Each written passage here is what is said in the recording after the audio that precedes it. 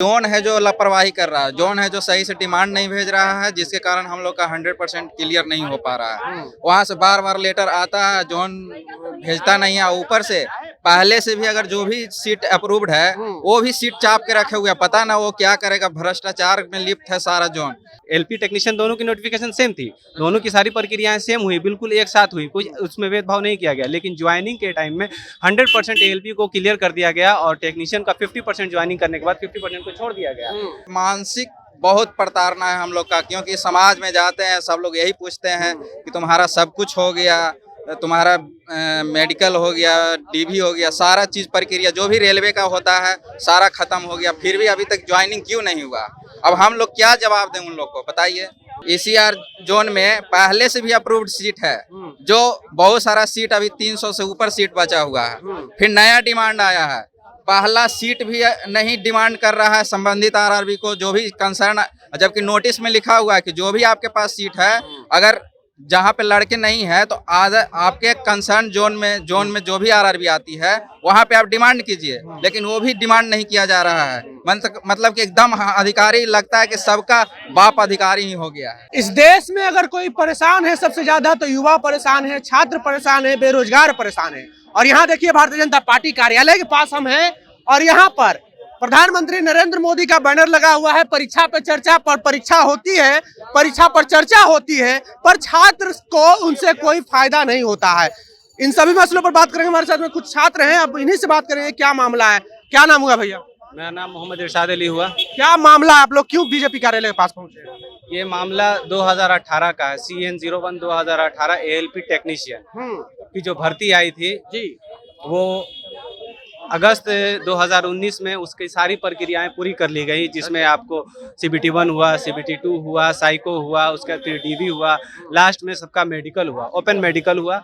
उस 2019 अगस्त में जो है ये सारी प्रक्रियाएं पूरी कर ली गई। उसके बाद जो है कुछ छात्रों को स्टैंड बाई में रख दिया गया। स्टैंड बाई में रखने के बाद उनको जो है कुछ टाइम के बाद ज्वाइनिंग देने की बात थी, लेकिन उसको जो है कि वो इंतजार करते रहे। जो 2019 से आज हम लोग अगस्त 2019 से वेट करते करते आज 2023 का जनवरी आ गया, जिसमें जो है कि अभी तक हम लोगों में किसी लगभग 50 से 60% लड़कों का जो है कि एब्जॉर्ब किया गया है, बाकी 40% को छोड़ दिया गया, जिसमें 100% एएलपी जो था और एलपी टेक्नीशियन दोनों की नोटिफिकेशन सेम थी, दोनों की सारी प्रक्रियाएं सेम हुई, बिल्कुल एक साथ हुई, कुछ उसमें भेदभाव नहीं किया गया। लेकिन ज्वाइनिंग के टाइम में 100% एएलपी को क्लियर कर दिया गया और टेक्नीशियन का 50% ज्वाइनिंग करने के बाद 50% को छोड़ दिया गया। अब इस 50% जो बचे हुए बच्चे हैं वो दर दर की ठोकरें खा रहे हैं, कभी बोर्ड जा रहे हैं, कभी दिल्ली जा रहे हैं, कभी मंत्रालय जा रहे हैं, हर जगह जा करके अपनी बातों को, अपनी मांग को रख रहे हैं कि किसी तरीके से जो बाकी 50% लड़के बच गए हैं इनको भी जो किसी तरीके से एब्जॉर्व किया जाए।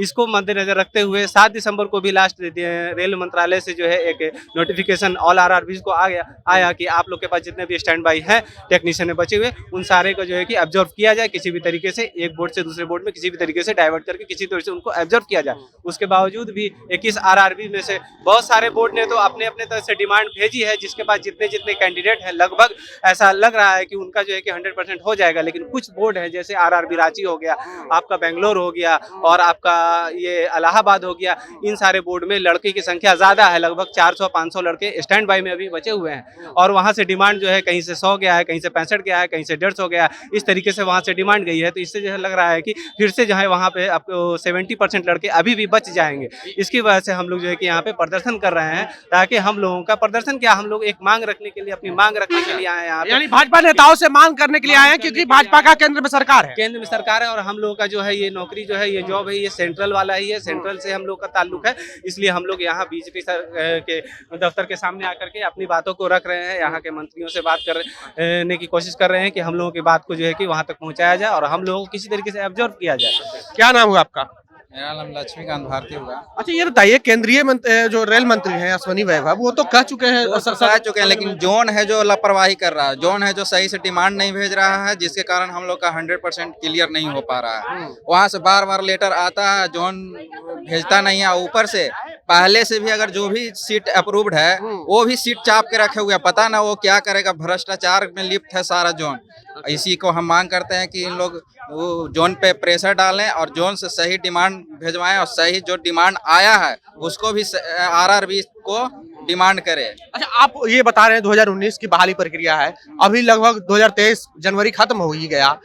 किस सिचुएशन में गुजरते हैं आप लोग जब सब कुछ हो चुका है? तब बहुत मानसिक बहुत प्रताड़ना है हम लोग का, क्योंकि समाज में जाते हैं सब लोग यही पूछते हैं कि तुम्हारा सब कुछ हो गया, तुम्हारा मेडिकल हो गया, डीवी हो गया, सारा चीज़ प्रक्रिया जो भी रेलवे का होता है सारा खत्म हो गया, फिर भी अभी तक ज्वाइनिंग क्यों नहीं हुआ? अब हम लोग क्या जवाब दें उन लोग को, बताइए। हम लोग तो इतना मानसिक प्रताड़ना का झेलते हैं जिसका कोई अथी नहीं है। लगता है कि लास्ट में क्या करें, कहीं अच्छा ये बताइए, संबंधित पदाधिकारी से, जीएम से वगैरह मिले हैं आप लोग? सबसे मिले हैं, सबसे।